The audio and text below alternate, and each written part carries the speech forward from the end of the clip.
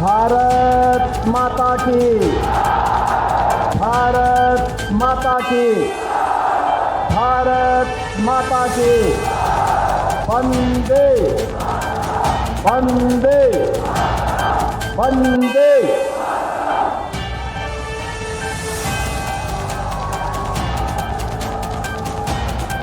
आज के इस चुनावी सभा में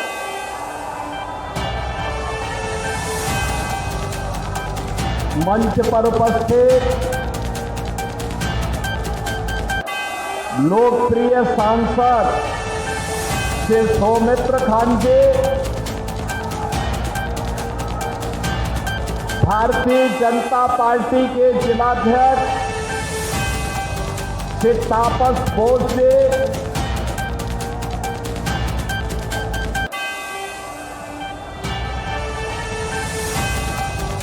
हमारे सोनामुखी से एनडीए के प्रत्याशी श्री दिवाकर धरामी जी, इंदास से प्रत्याशी श्री निर्मल धारा जी, बरजोड़ा के प्रत्याशी श्री बिलेश्वर सिंघा जी, संयोजक उत्तम देव जी, संयोजक सोनमुखी श्री चंचल सरकार जी, जिला प्रभारी बिशुनपुर श्री सुनील रुद्र मंडल जी, सह संयोजक सोनमुखी तापस मित्रा जी, जिला उपाध्यक्ष बिशुनपुर श्री तमन कांत गोइन जी, जिलाध्यक्ष महिला मोर्चा गंगामणि राय जी, चितरंजन बनर्जी, लक्ष्मीकांत मुर्मू जी, सुमुत मुखर्जी जी, नाजवंती झा जी, सुप्रीत चटर्जी जी, संगजीत राय जी, भारी संख्या में सोनामुखी, इंदास, बरजोड़ा से उपस्थित मेरे सभी बहनों और भाइयों, मैं बिशुनपुर बंगाल की इस पावन धरा को, जो अपने मेहनत कश अन्नदाता किसानों की मेहनत से न केवल बंगाल बल्कि पूरे भारत के लिए अन्न उत्पन्न करने का कार्य करती है, इस पावन धरा को कोटि कोटि नमन करते हुए मैं आप सबका हृदय से अभिनंदन करता हूं। बहनों और भाइयों, जब बंगाल की बात होती है तो हमें भारत के राष्ट्रगान और राष्ट्रगीत देने वाले दो महान पुरुषों का याद स्मरण हो जाता है। याद करिए, जब स्वतंत्र भारत को राष्ट्रगान चाहिए था, गुरुदेव रविंद्रनाथ ठाकुर का की रचयिता राष्ट्रगान के रूप में, जनगण मन के रूप में भारत को प्राप्त हुआ। भारत का राष्ट्रगीत बंकिम चंद्र चट्टोपाध्याय का आनंद मठ का उपन्यास का अमर गीत राष्ट्रगीत बना, जिसने वंदे मातरम के माध्यम से भारत की जनचेतना को जागरूक करके हर भारतवासी के मन में भारत की स्वाधीनता का अलग जगाया। और जब राष्ट्रगीत वंदे मातरम के 150 वर्ष पूर्ण हो रहे हैं, तब बंगाल के चुनाव में हम सब आपके बीच में हैं। कभी देश की स्वाधीनता में वंदे मातरम ने अमर मंत्र बन करके पूरे भारत को एकता के सूत्र में जोड़ने का काम किया था। आज यही राष्ट्रगीत वंदे मातरम के 150 वर्ष पूर्ण होने पर मैं विश्वास के साथ कहने के लिए आया हूं, बंगाल में भी परिवर्तन होगा। बंगाल भी अब परिवर्तन की नई राह पर चल पड़ा है। आज की बंगाल की दुर्दशा को देख करके दुख होता है। बंगाल भारत की अध्यात्म की धरती, भारत की संस्कृति की धरती, भारत की कला और शिक्षा की धरती।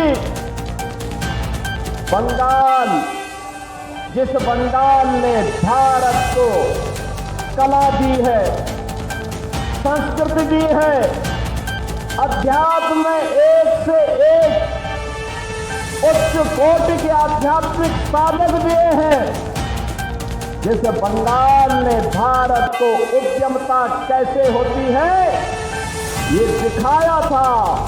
और याद करिए, आजादी के कुछ वर्षों तक भारत की जीडीपी का एक बड़ा हिस्सा बंगाल के हिस्से में आता था, बंगाल उसे उपलब्ध करवाता था। अपनी उद्यमता से, अपने परिश्रम से, अपने कल कारखानों से, अपने युवाओं की प्रतिभा से, अपने श्रमिकों के श्रम से आज वह बंगाल पहले कांग्रेस ने, फिर वामपंथ ने और अब टीएमसी पिछले 15 वर्षों से उस बंगाल को अब कंगाल करने की दिशा में आगे बढ़ाए हैं। बहनों और भाइयों, याद करिए, कभी देश की आजादी के लिए इस बंगाल की धरती से खुदीराम बोस ने हंसते हंसते फांसी के फंदों को चुना था। यही बंगाल की धरती है जिस बंगाल की धरती ने भारत का आह्वान किया था नेताजी सुभाष चंद्र बोस के माध्यम से कि तुम मुझे खून दो, मैं तुम्हें आजादी दूंगा। ये बंगाल की ही धरती थी। बहनों और भाइयों, बंगाल की धरती जिसने स्वामी विवेकानंद जैसा सन्यासी दिया, भारत का हर नागरिक, हर युवा जब भारत के अध्यात्म में जाने का प्रयास करता है, उसके सामने एक तस्वीर होती है, वह होती है स्वामी विवेकानंद की, रामकृष्ण परमहंस की। याद करिए, भारत के वैदिक ज्ञान की परंपरा को वैश्विक मंच तक पहुंचाने और भारतवासियों के मन में गर्व से कहो कि मैं हिंदू हूं, यह भाव पैदा करने का काम किसी सन्यासी ने किया था, तो वह स्वामी विवेकानंद हैं। बहनों और भाइयों, ये बंगाल की धरती रामकृष्ण परमहंस की धरती है। ये बंगाल की धरती स्वामी विवेकानंद जी की धरती है। ये बंगाल की धरती भारत सेवाश्रम संघ के संस्थापक स्वामी प्रणवानंद की धरती है। लेकिन भारत की संस्कृति की आत्मा कही जाने वाले भारत के राष्ट्रवाद की धरती को टीएमसी ने तुष्टीकरण की धरती बना करके रख दिया है, लूट खसोट की धरती तर्क बना के रख दिया है, अराजकता की धरती बना करके रख दिया है। बहनों और भाइयों, हम आपका आह्वान करने के लिए इसीलिए आए हैं। जैसे आज बंगाल में चल रहा है जो अराजकता है, जो गुंडागिर्दी है, यही गुंडागिर्दी, इसी प्रकार की अराजकता, इसी प्रकार की अव्यवस्था आज से 8 वर्ष 9 वर्ष पहले उत्तर प्रदेश में भी थी। याद करिए, भारत की सबसे बड़ी आबादी उत्तर प्रदेश में हर पर्व और त्योहार के पहले दंगे होते थे।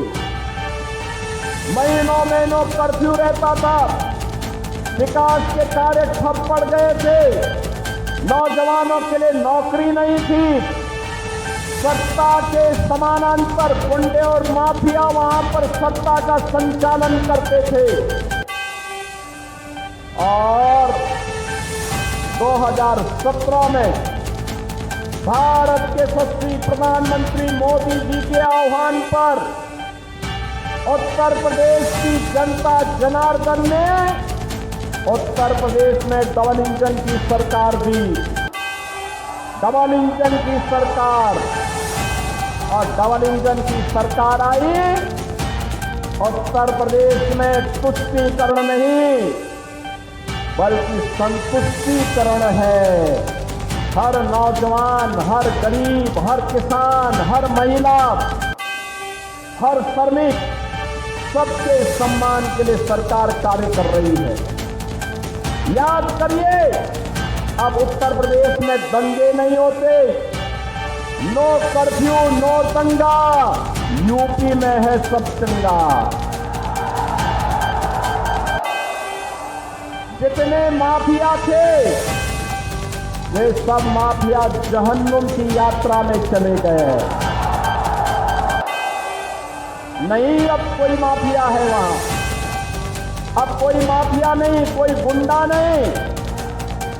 अब तो वहां पर हर नागरिक सुरक्षित है। और सुरक्षा का एहसास देखना हो, आज उत्तर प्रदेश भारत की इकोनॉमी में ग्रोथ इंजन के रूप में अपनी भूमिका का निर्वहन करता हुआ दिखाई दे रहा है। बहनों और भाइयों, याद करिए, अयोध्या में श्री राम जन्मभूमि के लिए बड़ा आंदोलन चला था। बंगाल के लिए हमारे बहुत सारे कार सेवक गए थे। अयोध्या में राम मंदिर लोग कहते थे नहीं बन पाएगा। डबल इंजन की सरकार आई, बुलेट की स्पीड से आज अयोध्या में भव्य राम मंदिर का निर्माण भी हो गया है।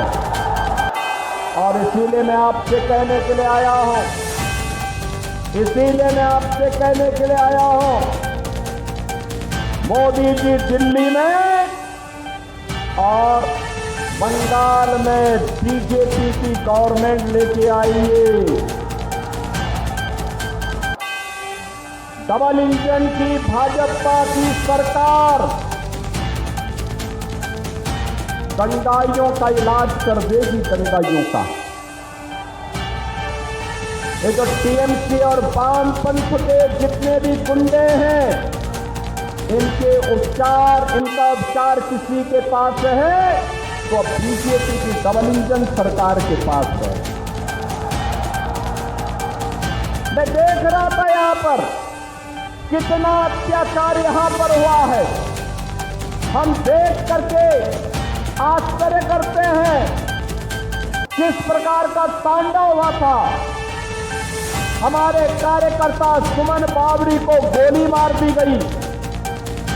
स्वरूप घोष, पलाश घोष, उत्पल दास जैसे कार्यकर्ताओं के घर उजाड़ दिए गए। तृणमूल के गुंडों ने सुशोभन का हाथ काट दिया गया। पात्र शायर के कोने कोने में ऐसे अनगिनत उदाहरण भरे पड़े हैं। बहनों और भाइयों, हमें दुख होता है बंगाल का किसान और बिशनपुर का किसान तो अन्न उत्पादन करने वाला, भारत का पेट भरने वाला हमारा अन्नदाता किसान है, लेकिन उसको दाम नहीं मिल पा रहा। यहां पर आलू उत्तर प्रदेश के अंदर आज के दिन पर 15 से 16 रुपया किलो उसका दाम मिल रहा है और बंगाल में 1 से 1.5 रुपया। ये यहाँ के किसानों का शोषण है और इस सरकार के संरक्षण में, टीएमसी की सरकार के संरक्षण में इस प्रकार का शोषण हो रहा है। हम देख रहे हैं यहाँ पर किसान भारी कर्ज लेने को मजबूर है, डिप्रेशन का शिकार है। बंगाल को फिर से उस त्रासदी की ओर ले जाने का कार्य इस टीएमसी की सरकार कर रही है, जिसका उल्लेख 150 वर्ष पहले आनंद मठ के माध्यम से बंकिम चंद्र चट्टोपाध्याय ने बंगाल की त्रासदी की चर्चा की थी। वह उस समय अकाल था और आज सरकार के द्वारा पोषित गुंडों के द्वारा जो शोषण हो रहा है, उस शोषण, उस पलायन, उस बेरोजगारी, बंद हो रहे कल कारखाने, अन्नदाता किसान हताश और निराश की स्थिति में आज बंगाल के अंदर मजबूर होकर के यहाँ पर अन्याय अत्याचार सहने के लिए मजबूर है। बहन और भाइयों, मैं तो आपको एक ही बात के लिए कहूंगा, याद करिए भाजपा की डबल इंजन की सरकार जहां आई है वहां इंफ्रास्ट्रक्चर आया है, वहां उद्योग आया है, वहां नौजवानों के लिए नौकरी आई है, वहां पर बहनों के लिए रोजगार और नौकरी की सुविधा उपलब्ध हुई है, उनकी सुरक्षा सुनिश्चित हुई है, व्यापारी और उद्यमी सुरक्षित महसूस कर रहा है, कहीं भी कोई अव्यवस्था नहीं है, हर एक को सुरक्षा की गारंटी है। वहां पर प्रदेश तेजी के साथ आगे बढ़ रहा है, हर अन्नदाता किसान का सम्मान है, हर नौजवान के हाथ को कार्य है और वहां पर हर गरीब के लिए आगे बढ़ने की नई संभावनाएं हैं। उत्तर प्रदेश में 15 करोड़ गरीबों को फ्री में राशन की सुविधा का लाभ डबल इंजन की भाजपा की सरकार कर रही है।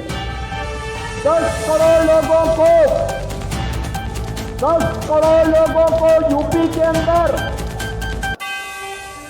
वहां पर आयुष्मान भारत में 5 लाख रुपए स्वास्थ्य की सुविधा प्राप्त हो रही है। याद करिए 65 लाख गरीबों को प्रधानमंत्री आवास योजना का लाभ अकेले यूपी में प्राप्त हो गया है। बेहतर स्वास्थ्य की सुविधा प्राप्त हो रही है, अच्छी शिक्षा प्राप्त हो रही है। हमने अब तक उत्तर प्रदेश में 9 लाख नौजवानों को गवर्नमेंट की जॉब दी है और यही नहीं 3 करोड़ से अधिक नौजवानों के लिए उद्योगों में भी नौकरी की व्यवस्था की है। बहन और भाइयों, यह कार्य बंगाल में भी हो सकता है। बंगाल अपने वैभव की पुनर्स्थापना कर सकता है। बंगाल में वे सभी संभावनाएं हैं जिन संभावनाओं को आगे बढ़ाने के लिए आपके समर्थन और आपके आशीर्वाद की आवश्यकता है। याद करिए किस हद तक पुष्टिकरण होता है आज बंगाल में। याद करिए 1905 में जब ब्रिटिशर के द्वारा बंगाल विभाजन की साजिश रची गई थी, तब बंगाल ने आह्वान किया था हम विभाजित नहीं होंगे। तब विभाजन नहीं, तब स्वदेशी की हुंकार इसी बंगाल से निकली थी। उसने पूरे भारत को स्वाधीनता आंदोलन के साथ जोड़ने का काम किया था। बहनों और भाइयों, आज आपने देखा होगा अभी हाल ही में कुछ दिन पूर्व बांग्लादेश में एक दलित हिंदू की निर्मम हत्या की गई। भाजपा विरोध करती है, हम लोगों ने उसके खिलाफ आंदोलन किया, लेकिन बंगाल की सीएम ममता दीदी मौन रही। उनको भय था कि अगर वह बोलेगी तो कहीं उनका मुस्लिम वोट न खिसक जाए। बहन और भाइयों, मैं आपका आह्वान करने के लिए आया हूं। ये वोट बैंक के सौदागर बंगाल की डेमोक्रेसी को बदलना चाहते हैं। आपके पास वर्तमान का समय है और वक्त आपका आह्वान कर रहा है। आने वाली पीढ़ी के साथ कांग्रेस, वामपंथ और टीएमसी को खिलवाड़ करने की छूट मत दीजिए। ये लोग जब यहाँ पे मां दुर्गा की पूजा का आयोजन, नवरात्रि के आयोजन होते हैं, तब ये लोग उन आयोजनों के दौरान व्यवधान पैदा करवाने का कार्य करते हैं। अब हमें ये बातें स्वीकार नहीं करनी चाहिए, इसको बर्दाश्त नहीं करना चाहिए। और ये सबसे अच्छा वक्त है जब हम सब मिलकर के एक बार फिर से बंगाल को पुनर्बुनाना, वैभव फिर से आगे बढ़ाने का कार्य कर सकते हैं। और इसी का आह्वान करने के लिए मैं आज आपके बीच में आया हूं। बहन और भाइयों, मैं तो आप सबसे कहना चाहता हूं कि बांग्ला और चुप थाकवे ना।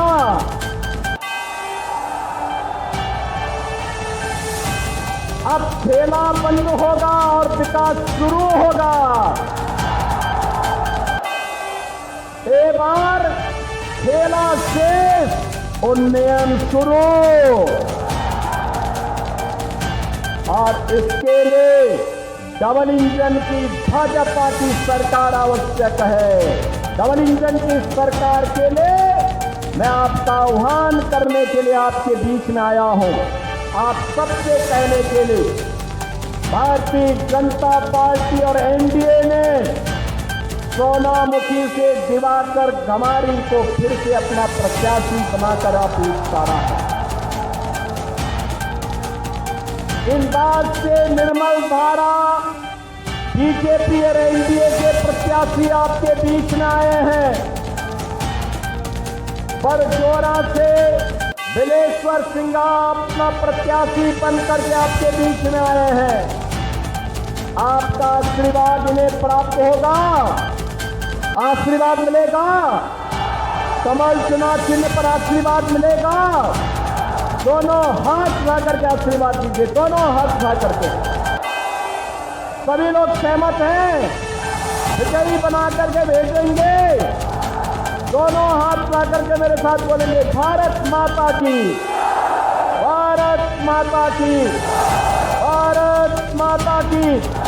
वंदे वंदे वंदे